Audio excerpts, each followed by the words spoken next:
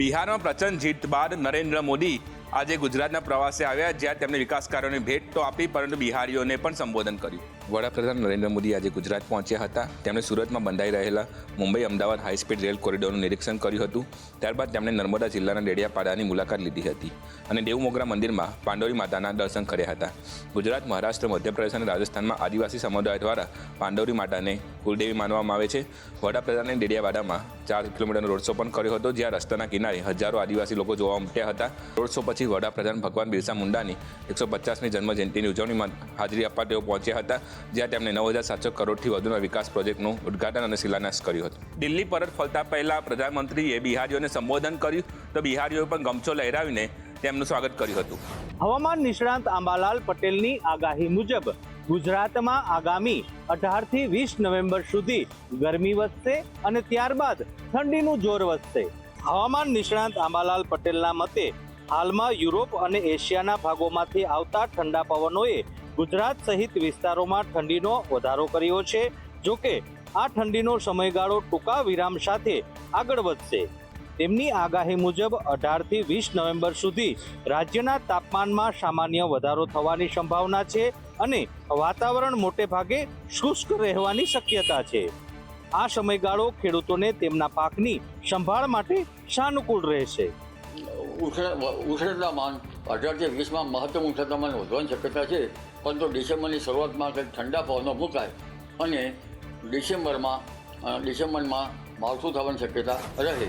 ગાંધીનગરના રાયપુરમાં બાળકીની હત્યાનો આરોપી ઝડપાયો. તેનો જ પાડોશી અનિલ દેવી પૂજકે બાળકીની હત્યા કરી હતી. રાયપુર ગામમાં રામદેવપીર ફળિયું સ્લમ વસાહતમાંથી ગુમ થયેલી બાળકીની નિર્મમ હત્યા પ્રકરણમાં ડભોડા પોલીસે અનિલની સત્તાવાર રીતે ધરપકડ કરી છે. પોલીસ તપાસમાં આ હત્યા મૃતકના પિતા સાથે અગાઉના ઝઘડાની અદાવતમાં કરવામાં આવી હોવાનું આરોપીએ ખુલાસો કર્યો છે. અને બાળકીનું અપહરણ કરી તેને ફાંસો આપ્યો હતો. હાથથી હત્યા કર્યા પછી બાળકી જીવતી હોવાના કારણે તેને બૂટની દોરીથી તેનું ગળું દબાવ્યું હતું, જ્યારે લમડાના ભાગે 3 ઈંટના ઘા કરી અને તેની હત્યા કરી હોવાનું પણ સામે આવ્યું છે. આરોપીએ અંદાજિત 35 કલાક સુધી લાશને એક કોથળામાં પેક કરી ઘરમાં સંતાડી રાખી હતી, પરંતુ દુર્ગંધ આવતા આરોપીએ બાળકીની લાશને અન્યના ઘરે મૂકી આવ્યો હતો. ત્યારબાદ ઝીણવટભરી તપાસ અને પૂછપરછના અંતે પોલીસને આરોપી અનિલ દેવી પૂજક પર શંકા ગઈ અને તેની ધરપકડ કરવામાં આવી છે. પોલીસે તેના કોર્ટમાં રિમાન્ડ માંગ્યા છે. પોલીસે આરોપી સામે હત્યા અને અપહરણનો ગુનો નોંધ્યો છે, તો ઘટના સ્થળે લઈ જઈ પોલીસે રિકન્સ્ટ્રક્શન પણ કર્યું. ગુજરાતની અંદર સાયબર સ્લેવરી રેકેટનો પર્દાફાશ થયો. ધરપકડ કરાયેલા લોકોમાં જૂનાગઢના એક પતિ પત્ની સહિત કુલ 3 વ્યક્તિઓનો સમાવેશ થાય છે. આ ત્રણેય આરોપીઓ પાકિસ્તાનના 2 ભાઈઓ સાથે મળીને કામ કરતા અને એક મોટી ગેંગનો ભાગ હતા. આ ગેંગની મોડસ ઓપરેન્ડી મુજબ તેઓ યુવક અને યુવતીઓને ડેટા એન્ટ્રી જેવા કામના બહાને વિદેશ લઈ જવા માટે લલચાવતા. પાકિસ્તાનીઓ ભારતીય યુવક અને યુવતીઓને બોર્ડર પાર કરાવીને દક્ષિણ એશિયાઈ દેશોમાં મોકલતા. આ 41 ભારતીય નાગરિકોને દુબઈના રૂટથી થાઇલેન્ડ અને મ્યાનમાર જેવા દેશોમાં મોકલવામાં આવ્યા હતા અને ત્યાં ગયા બાદ તેમને AI એપ્સનો ઉપયોગ કરીને રોકાણ કરવાના નામે છેતરપિંડીના કામોમાં જોતરવામાં આવતા. ધરપકડ કરાયેલા એજન્ટોએ વિદેશ જવા ઈચ્છુક લોકો પાસેથી વ્યક્તિ દીઠ આશરે 80,000 રૂપિયાની મોટી રકમ લેતા. આ રકમમાંથી તેમને પ્રતિ વ્યક્તિ $2,000 કમિશન મળતું. આંતરરાષ્ટ્રીય સ્તરે ચાલતા આ કૌભાંડના મૂળ સુધી પહોંચવા માટે પોલીસે વધુ તપાસ શરૂ કરી છે.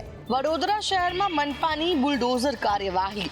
ગોરવા વિસ્તારની અંદર 40 જેટલા દબાણોને પોલીસ કાફલો સાથે રાખીને દૂર કરવામાં આવ્યા. વડોદરા શહેરના પશ્ચિમ વિસ્તાર ગોરવા મધુનગર 4 રસ્તાથી કેનાલ તરફ નડતરૂપ દબાણો દૂર કરવાનું કામ કરવામાં આવ્યું. પાલિકાનું બુલડોઝર આ તમામ દબાણો પર ફરી વળ્યું હતું. અહીંયા આવેલા કાચા પાકા અને નડતરૂપ 40 જેટલા યુનિટો પોલીસના ચુસ્ત બંદોબસ્તની સાથે દૂર કરવામાં આવ્યા હતા. મધુનગર 4 રસ્તાથી કેનાલ તરફ જતો TP 55 અને 24 મીટરનો રોડ ખુલ્લો કરવામાં આવ્યો હતો. ઠેક ઠેકાણે જ્યાં જુઓ ત્યાં કાચા પાકા દબાણો જોવા મળી રહ્યા છે, જેના કારણે શહેરમાં ટ્રાફિકની સમસ્યા વધી છે. ક્યારેક રિપીટ સરકારી મિલકતો અને રોડની જગ્યાએ પણ અનેક દબાણો જોવા મળી રહ્યા છે, જેના કારણે વાહન પાર્કિંગ અને અન્ય સમસ્યાઓ સર્જાઈ રહી છે. ત્યારે કોર્પોરેશનની દબાણ શાખાની ટીમે પોલીસની હાજરીમાં કાર્યવાહી કરી હતી. આ કાર્યવાહી દરમિયાન સ્થાનિક લોકોના ટોળે ત્યાં ઉમટી પડ્યા હતા. જો કે પોલીસ કાફલાએ લોકોને એ ઘટના સ્થળેથી દૂર કર્યા. વલસાડમાં બિસ્માર હાઈવેને લઈને લોકોમાં ભારે રોષ જોવા મળ્યો, જેને લઈને લોકોએ વિરોધ નોંધાવ્યો. વલસાડ જિલ્લામાં બિસ્માર બનેલા હાઈવેને લઈને લોકોમાં ભારે રોષ વ્યાપ્યો છે. ધરમપુરથી પસાર થતો નેશનલ હાઈવે 56 કરંજવેરી ગામ નજીક અત્યંત ખસ્તા હાલતમાં હોવાથી ગ્રામજનો ચક્કાજામ કરીને વિરોધ પર ઉતર્યા.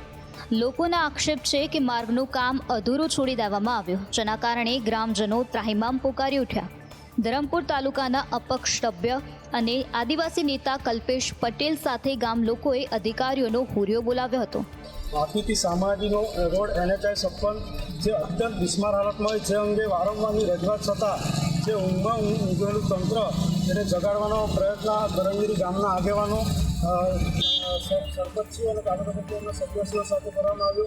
અને આજે રસ્તા રોકો આંદોલનનો કાર્યક્રમ હતો, પરંતુ ધરમપુર તાલુકાના PI શ્રી નીતિન ભોયા સાહેબ જેમણે મધ્યસ્થી કરી અને અધિકારીઓ સાથે વાત કરી અને એમણે દિન 10માં રસ્તાનું કામ પૂર્ણ કરવાની વાત કરી છે. જો કે આ ઘટનાને લઈને ધરમપુર પોલીસે મામલો થાળે પાડ્યો. આવનારા દિવસોમાં રસ્તાનું નવીનીકરણ ન થાય તો આવનારા સમયમાં ઉગ્ર આંદોલનની ગ્રામજનોએ ચીમકી ઉચ્ચારી છે. GTUનો મોટો છબરડો સામે આવ્યો. સિવિલ એન્જિનિયરિંગના સેમેસ્ટર 7નું 2024નું બેઠું પેપર 2025માં પૂછી લેવામાં આવ્યું. ગુજરાત ટેકનિકલ યુનિવર્સિટી ફરી એકવાર વિવાદોમાં ઘેરાઈ છે. સિવિલ એન્જિનિયરિંગ સેમેસ્ટર 7ની પરીક્ષામાં વર્ષ 2024નું પેપર બેઠું આપી દેવાયું હોવાની ઘટના સામે આવી છે, જેના કારણે હજારો વિદ્યાર્થીઓ મૂંઝાયા હતા. પેપરમાં પેપર સેટરે માત્ર તારીખ બદલવાની તસ્દી લીધી. અને ચોંકાવનારી વાત એ છે કે પોર્ટ એન્ડ હાર્બર એન્જિનિયરિંગ વિષયના આ પેપરને ગયા વર્ષે જે પેપર સેટરે કાઢ્યું હતું તેણે જ આ વર્ષે બેઠું ઉપાડી છાપવા મોકલી દીધું હતું, જેને લઈને GTUના રજિસ્ટ્રાર KN ખેરનું નિવેદન સામે આવ્યું છે, જેમાં તેમનું કહેવું છે કે કમિટી બનાવી તપાસ કરવામાં આવી રહી છે. આમાં સંપૂર્ણ બેદરકારી એ અધ્યાપકની છે. યુનિવર્સિટી દ્વારા સૂચના આપવામાં આવતી હોય છે કે જ્યારે પેપર સેટિંગ માટેના ઓર્ડર આપવામાં આવે અને પેપર સેટ કરીને મોકલાવવામાં આવે ત્યારે તેની સોફ્ટ કોપી અને હાર્ડ કોપી બંને એનો નાશ કરવો, પોતાની પાસે સ્ટોર ન રાખવી. જો કે આ ઘટનાને લઈને GTUની કાર્યશૈલી અને પરીક્ષા પદ્ધતિ અંગે અનેક સવાલો ઊભા થયા છે. લોકો કહી રહ્યા છે કે GTUની આ ગંભીર બેદરકારી છે અને વિદ્યાર્થીઓના ભવિષ્ય સાથે રમત સમાન છે. રાજ્યમાં ખાતર માટે ખેડૂતો ધરમ ધક્કા ખાવા મજબૂર બન્યા છે. ખેડૂતો ખાતર મેળવવા માટે વહેલી સવારથી જ લાંબી કતારોમાં ઊભું રહેવું પડે છે, તેમ છતાં પૂરતો જથ્થો મળતો નથી. વાવ થરાદ જિલ્લાના થરાદમાં ખાતર માટે કતારો લાગેલી જોવા મળી. વહેલી સવારથી ખાતર માટે ખેડૂતો લાઈનોમાં તો ઊભા રહ્યા, પરંતુ ખાતર અપૂરતું હોવાને કારણે ખેડૂતોને પૂરતો જથ્થો ન મળ્યાની ખેડૂતોની ફરિયાદ છે. ખેડૂતોના જણાવ્યા અનુસાર તેમને 2 દિવસ સુધી રાહ જોયા પછી પણ ખાતર મળતું નથી. થરાદ વિસ્તારમાં ખાતરના અપૂરતા જથ્થાને કારણે ખેડૂતોમાં ભારોભાર રોષ જોવા મળી રહ્યો છે. ગઈકાલે 12 વાગ્યાથી લાઈનમાં ઉભા, અત્યારે પણ સવારના 4 વાગે આવેલા લાઈનમાં. અમારી ઘરે 250-300 માણસોની લાઈન લાગેલી છે, છતાં મને કોઈ ખાતર મળતો નથી. બારી ઉપર ગળિયાના 2 ભાગની સ્ટોક અને પડતા નથી. માણસો ખેડૂતો હેરાન થયા. અત્યારે અમે ઓફિસમાં કહેવા ગયા તો મારો કોઈ વળતો નથી અને ખાતર સમયસર મળતો નથી. અત્યારે બરોબરની તંગી છે ખાતરની, છતાં પણ બારી ઉપર અમારો કોઈ વળતો નથી. જે ગળિયાના 2 ભાગો વ્યસ્ત એમને લાગવડતા હોય એ માણસોને ખાતર મળે. તો બીજી બાજુ પાટણના સરસ્વતીમાં પણ ખેડૂતોની કંઈક આવી જ ફરિયાદ છે. મેલુસણ સેન્ટર પર ખાતર માટે ખેડૂતોની કતારો લાગેલી જોવા મળી છે. શિયાળુ સિઝનના પાકો માટે ખેડૂતોને ખાતરની તાતી જરૂરિયાત છે, પરંતુ હાલ ખેડૂતો ખાતર માટે પરેશાન થઈ રહ્યા છે. કડી APMCમાંથી ગરીબોને આપવામાં આવતો સરકારી અનાજનો જથ્થો ઝડપાયો છે, જેના કારણે ખળભળાટ મચ્યો છે. APMCની અનાજની દુકાનમાંથી અનાજનો જથ્થો સદેવડો થતો હોવાની ઘટના પ્રકાશમાં આવી છે.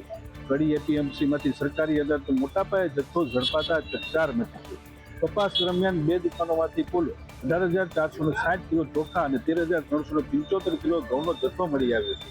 APMCની દુકાન નંબર 15 અને 17 મળીને 2 દુકાનોમાંથી આ સરકારી અનાજનો જથ્થો ઝડપાયો છે. આ ઉપરાંત છૂટક ઘઉં અને ચોખા મળી 1,414 કિલો જથ્થો પણ કબજે કરવામાં આવ્યો છે. કુલ મળીને 23 લાખથી વધુ મુદ્દામાલનો જથ્થો પોલીસ દ્વારા જપ્ત કરાયો છે. આ ગેરરીતિને લઈ દુકાન માલિક સોલંકી જેઠવા સામે ફરિયાદ નોંધાઈ છે. લોકોને આપવામાં આવતો સરકારી અનાજનો જથ્થો બારોબાર ખરીદી કરીને માર્કેટમાં વેચવાનું મોટું કૌભાંડ બહાર આવતા ખળભળાટ મચી ગયો છે. જોકે સરકારી અનાજનો જથ્થો બારોબાર ખરીદી કરીને તેને વેચી દેવાનો કારસો ભૂતકાળમાં પણ અનેકો વાર જોવા મળેલો છે. ગેરરીતિને લઈને દુકાન માલિક સામે ફરિયાદ નોંધાઈ છે અને હવે પોલીસ દ્વારા પણ સમગ્ર મામલાને લઈને વધુ તપાસ હાથ ધરવામાં આવી છે. અમદાવાદ જિલ્લામાં ચૂંટણી તંત્ર દ્વારા એસઆઈઆરની પ્રક્રિયા પૂર્ણ જોશમાં ચાલી રહી છે, જેને લઈને કલેક્ટરે મહત્વનું નિવેદન આપ્યું છે. એસઆઈઆર પ્રક્રિયાને લઈને અમદાવાદ કલેક્ટરે મહત્વનું નિવેદન આપ્યું છે. કલેક્ટરે જણાવ્યું છે કે 1 ડિસેમ્બર સુધી કુલ 5524 જેટલા બીએલઓ ઘરે ઘરે જઈને મતદારો સુધી પહોંચશે. દરેક મતદારો પાસે એના ઘરે જઈને એને ઇનોમરેશન ફોર્મના ડિસ્ટ્રીબ્યુશન કરશે કે આ ઇનોમરેશન ફોર્મના ડિસ્ટ્રીબ્યુશન દરમિયાન કોઈ પણ જે જાતના ડોક્યુમેન્ટ્સ જે આપને મતદારો પાસેથી નથી માંગવામાં આવતા. એન્યુમરેશન ફોર્મની અંદર 2002ની મતદાર યાદીનો ઉપયોગ માત્ર એ પર્પઝ પૂરતો છે. જો તમે એન્યુમરેશન ફોર્મ આપી બી દેશો ખાલી સહી કરીને પણ તો બી નામ તો આવી જ જશે મતદાર યાદીની અંદર, નામ જતું રહેશે એવું નથી. આપને જણાવી દઈએ કે શહેર જિલ્લાના વિવિધ વિસ્તારોમાં રીડેવલપમેન્ટ, ડિમોલિશન અથવા અન્ય કોઈ કારણસર સ્થળાંતર કરનારા તેમજ એ સિવાયના તમામ મતદારો માટે જિલ્લાના તમામ 5524 મતદાન મથકો ખાતે તારીખ 15, 16 અને 22, 23 નવેમ્બરના રોજ સવારે 9થી 1 વાગ્યા સુધી વિશેષ કેમ્પનું આયોજન કરવામાં આવ્યું છે. એસઆઈઆર પ્રક્રિયા માટે બીએલઓને યોગ્ય તાલીમ આપવામાં આવી છે અને આ જ કારણથી મતદારો પોતાની સમસ્યાનું નિરાકરણ બીએલઓ પાસેથી જ મેળવી શકશે. ઓફિશિયલ ઇન્ટેલિજન્સ એટલે કે એઆઈ હવે જેલ સુધી પહોંચ્યું છે. સાબરમતી જેલમાં 3400 કેદી પર હવે એઆઈની મદદથી નજર રાખવામાં આવશે. સાબરમતી જેલના 3400 જેટલા કેદીઓ ઉપર હવે એઆઈ ટેકનોલોજી દ્વારા નજર રાખવામાં આવશે. બેરેકમાં બનતી કોઈ પણ શંકાસ્પદ ઘટના અંગે એઆઈ સિસ્ટમ જેલ સ્ટાફને તરત જ નોટિફાય કરશે. એઆઈ અંગેના સંદેશ ન્યૂઝના સવાલ પર જેલ અધિક્ષકે જણાવ્યું કે નવી ટેકનોલોજીથી ઇમરજન્સી સમયે રિસ્પોન્સ સમય નોંધપાત્ર રીતે ઘટશે.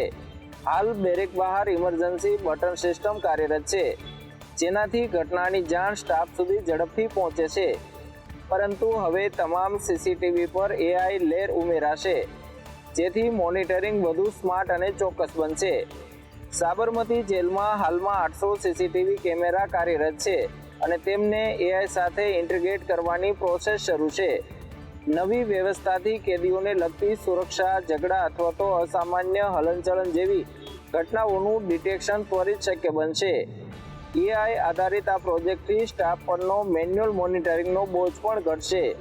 કુલ મળી જેલ મેનેજમેન્ટને સ્માર્ટ, સુરક્ષિત અને ઝડપી બનાવવા માટે આ સિસ્ટમ મોટી ભૂમિકા ભજવશે.